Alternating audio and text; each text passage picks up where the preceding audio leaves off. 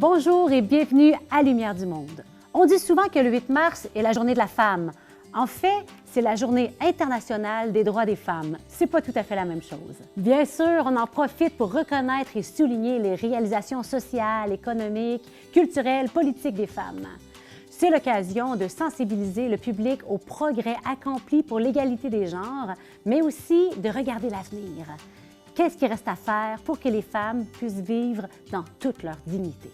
Nous accueillons ici même la nouvelle répondante diocésaine à la condition féminine, Madame Mélanie Tremblay.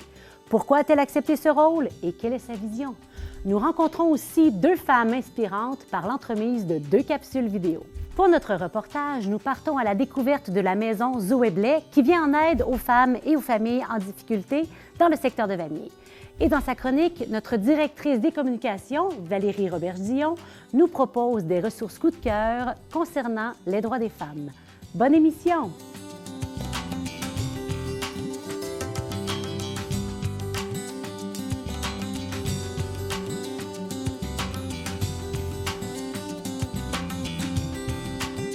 Mélanie Tremblay est une femme engagée en Église de longue date.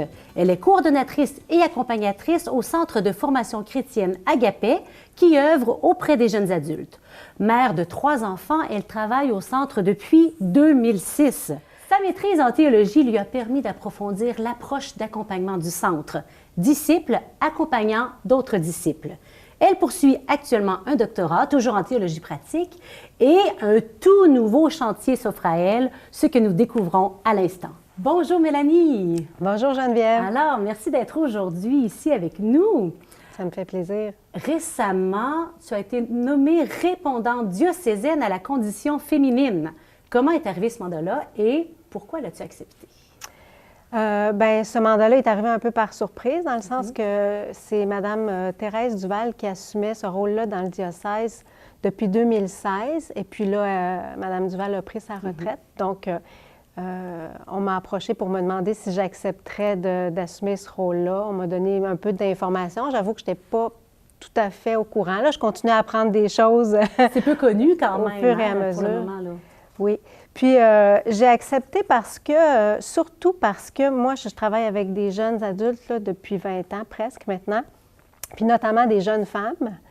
Puis, je me rends compte que pour elles, c'est des questions qui sont très importantes, la place de la femme, des femmes dans l'Église, dans la société aussi. Puis, j'avais l'impression que si je ne prenais pas l'opportunité qui m'était donnée pour pouvoir faire avancer des choses ou me mettre à l'écoute de ces enjeux-là, c'était un peu de les trahir. Ah. Donc, j'ai accepté surtout pour elles. Puis aussi, j'ai 2 filles, une de 14 ans, une de 9 ans. Puis, c'est sûr que la place qu'elles pourront prendre, qu'elles voudront prendre en grandissant dans la société, mais aussi dans l'Église, bien, c'est quelque chose qui me préoccupe. Oui, ça tient au cœur d'une maman. Hein? Tout à fait. Oui. Puis, pourrais-tu nous parler du rôle de répondante à la condition des femmes? Parce que c'est quelque chose dont on n'entend pas souvent parler, donc c'est intéressant de découvrir avec toi. Oui. Au début des années 80, fin des années 70, les évêques du Québec ont décidé de demander à chaque évêque de nommer une femme dans chacun des diocèses pour être répondante à la condition féminine parce qu'il y avait à ce moment-là des enjeux importants dans la société. Puis, ils se sont dit, bien, c'est important qu'en Église aussi, on puisse faire une place à cette réflexion-là pour travailler, pour réfléchir, pour promouvoir l'égalité entre les femmes et les hommes dans l'Église et dans la société aussi, travailler avec les groupes communautaires, les autres groupes de femmes. Puis, un peu plus tard, chacune de ces femmes-là s'est regroupée en réseau, de sorte qu'aujourd'hui, on a le réseau des répondantes diocésaines à la condition des femmes qui répond du comité Église et société de l'Assemblée des évêques du Québec. OK. Et comment la foi intervient-elle dans l'engagement des répondantes diocésaines de la condition de la femme? Bien, la foi est au cœur de l'engagement des répondantes parce qu'elle s'inspire de Jésus lui-même, puis de l'Évangile. Jésus qui a été toujours soucieux des questions de justice, qui s'est toujours fait proche des gens exclus, des gens qui étaient souffrants, qui étaient en situation de pauvreté, et puis les femmes aussi. Mais si Jésus s'est intéressé et a développé des relations avec les femmes, c'est pas d'abord parce qu'elles étaient femmes, mais surtout parce qu'en tant que femme, elles vivaient de l'exclusion, elles vivaient de la violence. Exactement. Et puis, c'est dans cette attitude de Jésus puis dans ces valeurs-là que les répondantes s'enracinent pour faire la promotion de la justice puis de l'égalité entre les hommes et les femmes. C'est beau. Aujourd'hui, on fait un petit peu différemment. Durant notre entretien, on va visionner des capsules vidéo de femmes que tu es allée rencontrer pour nous. Alors, je te laisse nous présenter la première intervenante. Oui, la première intervenante, c'est un coup de cœur pour moi. Elle s'appelle Shannon Lees Johnson. Donc, c'est une jeune femme qui est doctorante actuellement en psychologie, puis qui est engagée dans l'Église catholique. Après avoir grandi là, du côté plus des églises protestantes, elle a choisi d'intégrer l'Église catholique. Puis, Shannon, elle a une réflexion très intelligente, très engagée, très pertinente sur le rapport, justement, entre la foi, l'appartenance à l'Église catholique et le féminisme. Et donc, elle est très articulée. Ça a été un bonheur de la rencontrer. Ah bien, on va immédiatement à sa rencontre. C'est une invitation de réfléchir à la rôle de l'Église dans le combat contre la violence faite aux femmes. C'est vrai, on a besoin, puis c'est très perturbant à quel point le bien-être et les droits des femmes partout au monde sont menacés sur plusieurs fronts. L'année dernière, le secrétaire général des Nations Unies a qualifié la violence contre les femmes comme étant une urgence mondiale.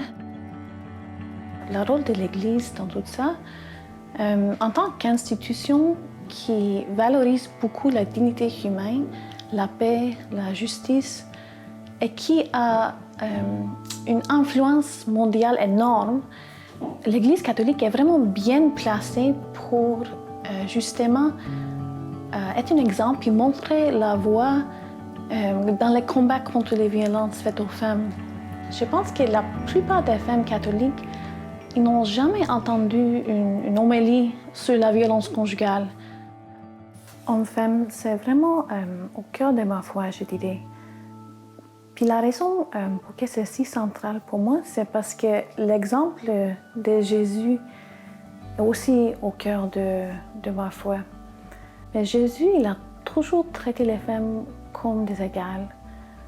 Il n'a jamais ignoré ou négligé ou objectivé les femmes. Ils les ont accueillis comme ses disciples. Ils comptaient sur elles pour les financements, pour le leadership. Puis quand il était ressuscité, c'était les femmes qu'ils ont envoyées d'abord pour aller proclamer la bonne nouvelle. Je pense qu'on oublie ça des fois. Puis même dans l'histoire de l'Église, surtout l'Église primitive, on a abondance de preuves historiques de les femmes qui étaient des apôtres, qui étaient missionnaires, qui prêchaient, qui dirigent, qui construisent et qui guident les communautés ecclésiales. Tout ça pour dire que souvent le discours sur la place des femmes dans l'Église s'est présenté comme si il s'agissait seulement sur les droits des femmes d'avoir une place, d'avoir de leur pouvoir. Puis même si je pense que c'est une dimension très importante puis très légitime, il s'agit aussi du droit de l'Église, du peuple de Dieu, du corps de Christ, de bénéficier des perspectives, les expériences, les nuances, les valeurs différentes que les femmes peuvent apporter à la table.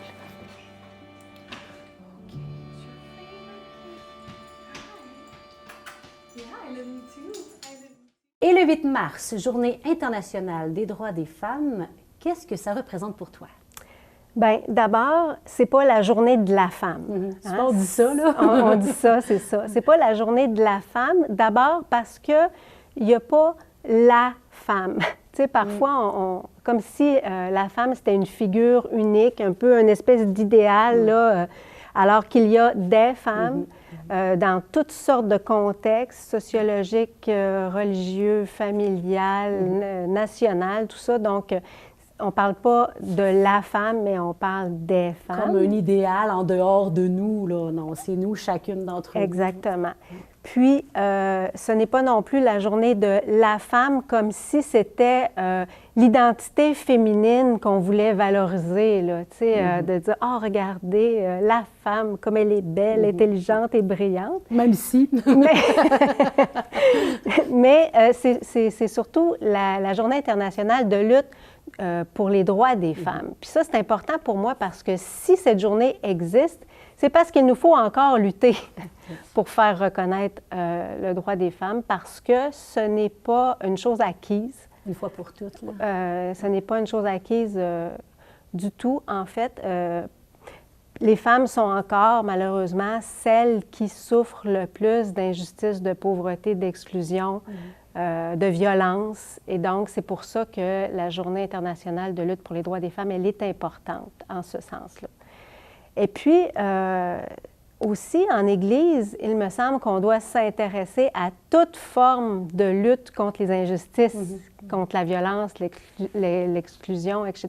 Et donc, on a justement une opportunité d'être au service de la mission en se rendant attentif, justement, aux questions qui sont concernées là, par cette lutte pour les droits des femmes. Nous allons maintenant déjà à notre deuxième capsule vidéo. Je te laisse nous présenter Anne-Valérie. Oui, Anne-Valérie, elle est coordonnatrice au regroupement des groupes de femmes de la capitale nationale. Donc, et puis au sein de ce regroupement, c'est elle qui est responsable cette année de l'organisation de la journée du 8 mars. Okay. Alors, elle va nous présenter un peu l'historique de cette journée-là, du 8 mars, puis un peu la situation des femmes actuelles qu'on veut mettre en lumière justement à l'occasion de cette journée-là, un petit peu le thème de la journée du 8 mars 2022. Bonne écoute. Merci. Je suis Anne-Valérie Lemieux-Breton. Je suis co-coordonnatrice au regroupement des groupes de femmes de la région de la capitale nationale. Donc, on regroupe autour de 35 organisations. Qu'est-ce qui nous réunit? C'est la défense collective des droits des femmes. On vise, dans le fond, l'atteinte de l'égalité des femmes entre elles, puis de l'égalité entre les femmes et les hommes aussi, l'amélioration des conditions de vie des femmes. Donc, on lutte prioritairement la lutte à la pauvreté, pour l'accès à notre système de santé, la santé des femmes et tout, les luttes contre les violences faites aux femmes, l'écoféminisme aussi. Cette année, c'est sur le thème « L'avenir est féministe » qu'on se mobilise à travers le Québec pour la Journée internationale pour les droits des femmes. Je pense qu'on l'a vu durant la pandémie, hein, à quel point il y a encore des inégalités entre les femmes et les hommes. Mais il faut bien voir que oui, ces inégalités-là ont été exacerbées durant la pandémie, mais elles étaient là avant. Ça fait des décennies hein, qu'on s'attaque à notre filet social. Il y a eu des mesures d'austérité draconiennes au Québec aussi, hein, qui se sont attaquées à notre système de santé, entre autres. Puis, dans le fond, cette journée-là, c'est important de mettre ça en lumière, ces inégalités-là, et aussi de voir comment on vit dans un système qui maintient ces inégalités-là, qui maintiennent les femmes dans des situations de pauvreté, dans des situations de violence. Puis, c'est important pour nous, le 8 mars aussi, d'amener les solutions. Donc, qu'est-ce qu'on peut faire, qu'est-ce qu'on doit faire collectivement comme société pour vivre dans une société plus juste, plus équitable, plus égalitaire.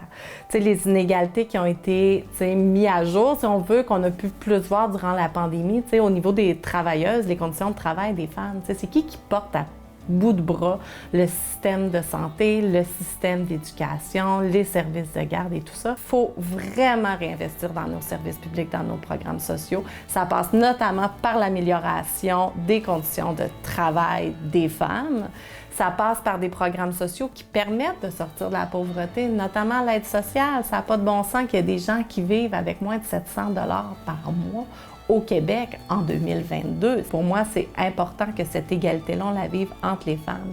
Fait que pour moi, tant qu'il va y avoir du racisme, tant qu'il va y avoir des discriminations envers les personnes qui ont des problèmes de santé physique, des problèmes de santé mentale, tant qu'on va vivre du racisme, tout ça, bien, pour moi, je vais continuer à militer. Puis, tant qu'il va y avoir des femmes qui ont de la misère, puis des hommes, en fait, qu'il y a des gens dans notre société qui ont de la misère à joindre les deux bouts, qui vivent dans des situations de pauvreté, bien, c'est absolument inacceptable. Fait que je rêve de ce monde-là où est-ce qu'on va pouvoir vivre sans pauvreté, sans violence. Alors, si je te demandais de nous partager en terminant ton souhait le plus cher concernant l'avancement du droit des femmes, qu'est-ce que tu me répondrais? En tant que femme croyante, engagée dans l'Église de Québec, je te dirais que mon rêve, ce serait que l'Église soit un modèle pour justement la lutte pour le droit des femmes, en fait, pour la lutte pour le droit de tous les êtres humains. Ouais. Merci Mélanie, c'est vraiment inspirant. Merci d'être venue à notre rencontre pour parler d'un sujet qui mobilise encore beaucoup, heureusement. Et puis, juste avant de partir, je t'invite à nous présenter le reportage qui suit notre échange, donc l'œuvre de la maison Zoé Blais. Oui. À la maison Zoé Blais, j'ai rencontré Mme Annie Théroux, qui est présentement la coordonnatrice de la maison Zoé Blais, et puis sœur Raymonde Dumont aussi. La maison Zoé Blais, c'est vraiment une œuvre qui donne des mains, qui met en action toute justement cette lutte pour la justice qui prend soin, hein, parce qu'on peut dénoncer, on peut militer, on peut réfléchir, puis c'est très important de le faire, mais ultimement, il faut agir. Et à la maison Zoé Blais, ce sont des mains, des cœurs qui agissent pour donner, j'aime beaucoup l'expression que Mme Annie utilise, pour redonner des ailes aux femmes. Parce que quand les femmes vont bien, eh bien, c'est toutes les familles, les enfants, les ménages, les foyers et ultimement les milieux de travail où elles sont qui vont bien.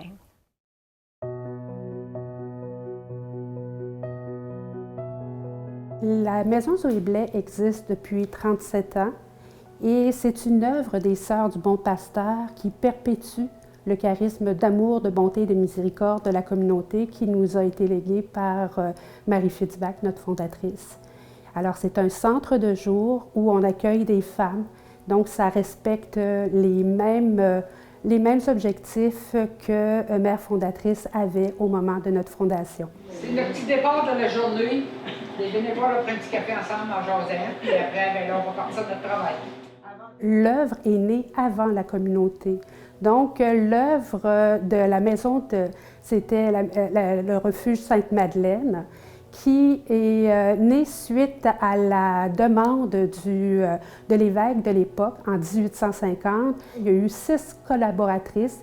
Aujourd'hui, on les appellerait des bénévoles. C'était les bénévoles du temps, dont une qui s'appelle Mère Saint-Joseph, qui, son nom civil, était Zoé Blais.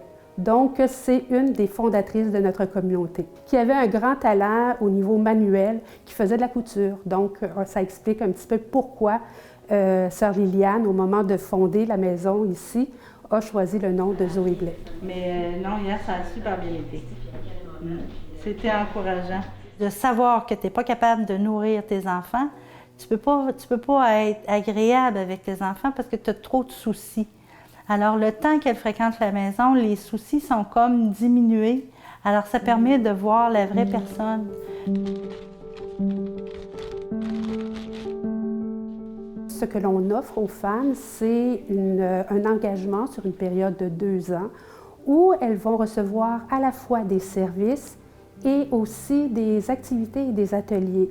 Donc, quand on parle de services, on parle des services de base, ce qui normalement attire les femmes ici. Donc, l'aide alimentaire, le service de vestiaire. Mais ce n'est pas l'activité première, ce n'est pas le but premier de notre maison. Nous, le but premier, c'est vraiment au niveau des ateliers pour créer justement un climat de confiance, un climat de respect et une ouverture, une connaissance mutuelle pour pouvoir aider la femme d'une façon plus spécifique, plus profonde. La maison Zoé Blesse, c'est une ressource essentielle qui passe à travers le temps. Je pense que Sœur Liliane, quand elle a fondé cette maison-là, elle est venue s'installer à Vanier parce que c'était un milieu ouvrier où les familles étaient avec des revenus quand même assez modestes. Elle a elle s'est implantée ici pour servir les gens du milieu, OK? Et ce milieu-là a évolué à travers le temps. Okay? Il y a beaucoup de familles immigrantes qui sont venues s'installer ici. Pendant des années, on a vu toutes les vagues d'immigrants, que ce soit les Bosniaques, que ce soit les Colombiens, que ce soit les Népalais maintenant. On a dû s'adapter à ces nouvelles réalités-là. Le but dans la vie, là, c'est d'être heureux. Fait que quand le bonheur va, tout va. C'est sûr que l'approche, c'est le fait de ne pas avoir à te casser la tête qu'est-ce que je vais manger demain matin, j'ai-tu du pain ou j'ai-tu de la nourriture à donner à mes enfants. C'est un gros casse-tête de moins que nos dames ont. Moi, les premières fois, là, je pleurais. J'ai voyons, au mois de décembre, c'est comme le Père Noël est en train de porter un cadeau. Tu sais, avant de décider de venir, là, fait que tu manges tes boules un petit bout avant de te décider. Bonjour, on est de la plus belle maison en ville.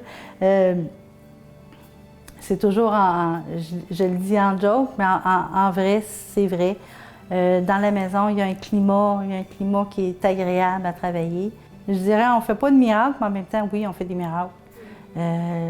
C'est des petits miracles, puis on vit tellement de petits bonheurs parce que dans le fond, la vie, c'est ça, c'est plein de petits bonheurs fait que tu es heureux.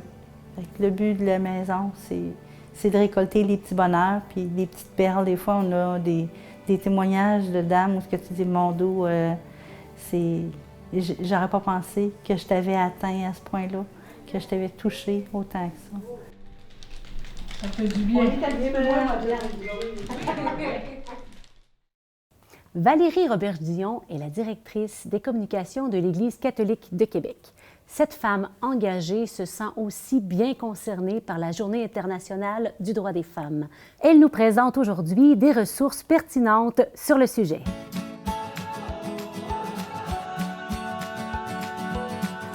Bonjour Valérie. Bonjour Geneviève. Alors, tu t'es lancée à la recherche de ressources pour nous sur le sujet du jour. Je crois que ça a été toute qu'une aventure.